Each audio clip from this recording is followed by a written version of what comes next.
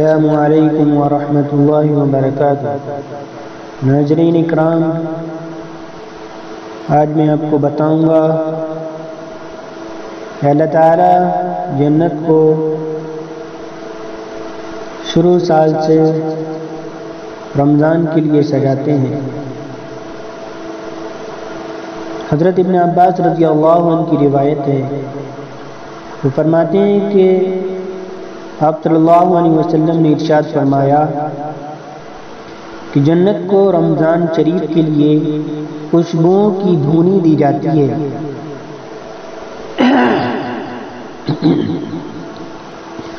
اور شروع سال سے آخر سال تک رمضان کی خاطر آراستہ کیا جاتا ہے۔ لہذا جب رمضان المبارک کی پہلی رات ہوتی ہے تو عرش کے نیچے سے ایک ہوا چلتی ہے جس کا نام مسیرہ ہے، جس کے جھونکوں کی وجہ سے جنت کے درختوں کے پتے اور کواڑوں کے حلقے بجنے لگتے ہیں، جس سے ایسی دل آویز سریلی آواز نکلتی ہے کہ سننے والوں نے اس سے اچھی آواز کبھی نہیں سنی۔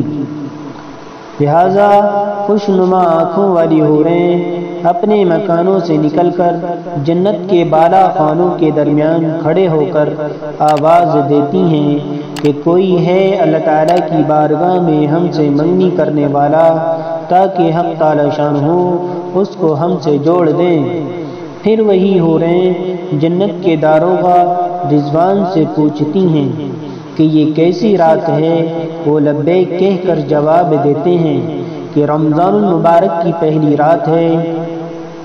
جنت کے دروازے محمد صلی اللہ علیہ وسلم کی امت کے لیے آج کھول دیے گئے۔ حضور صلی اللہ علیہ وسلم نے فرمایا کہ حق تعالی شانہ رضوان سے فرما دیتے ہیں کہ جنت کے دروازے کھول دے، اور مالک جہنم کے داروغہ سے فرما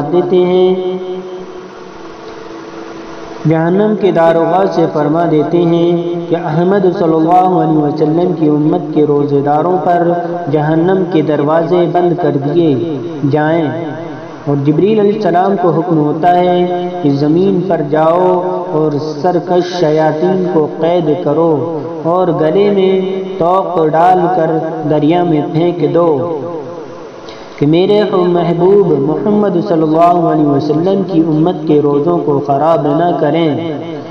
نبی کریم صلی اللہ علیہ وسلم نے یہ بھی ارشاد فرمایا کہ حق تعالی شانہ رمضان کی ہر رات میں ایک منادی کو حکم فرماتے ہیں کہ 3 مرتبہ یہ آواز دے کہ ہے کوئی مانگنے والا جس کو میں عطا کروں، ہے کوئی توبہ کرنے والا کہ میں اس کی توبہ قبول کروں، کوئی ہے مغفرت چاہنے والا کہ میں اس کی مغفرت کروں۔ کون ہے جو غنی کو قرض دے؟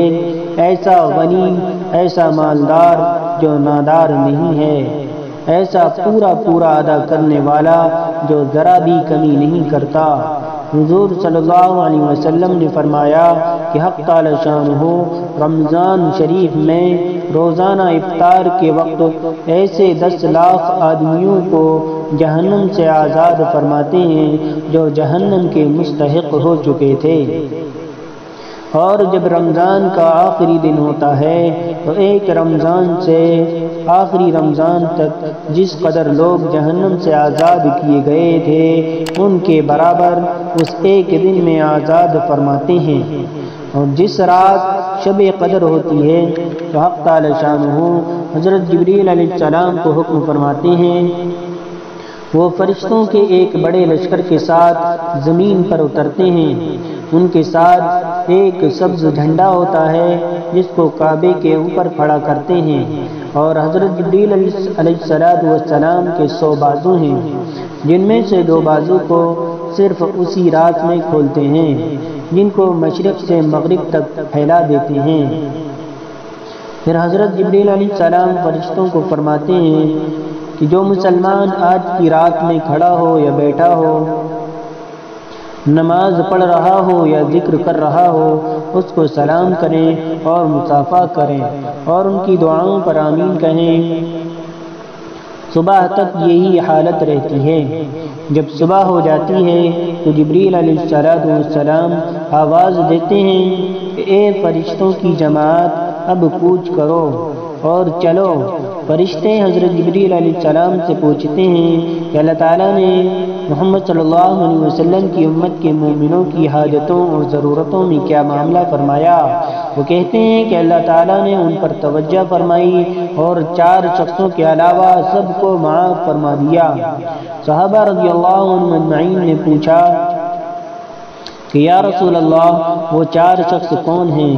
ارشاد ہوا کہ ایک شخص وہ ہے جو شراب کا عادی ہو، دوسرا وہ شخص جو والدین کی نافرمانی کرنے والا ہو، تیسرا وہ شخص جو قطع رحمی کرنے والا اور ناطہ توڑنے والا ہو، چوتھا وہ شخص جو کینہ رکھنے والا ہو اور آپس میں قطع تعلق کرنے والا ہو۔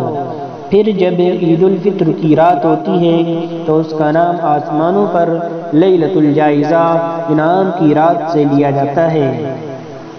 اور جب عید کی صبح ہوتی ہے، حق تعالی شانہ فرشتوں کو تمام شہروں میں بھیجتے ہیں۔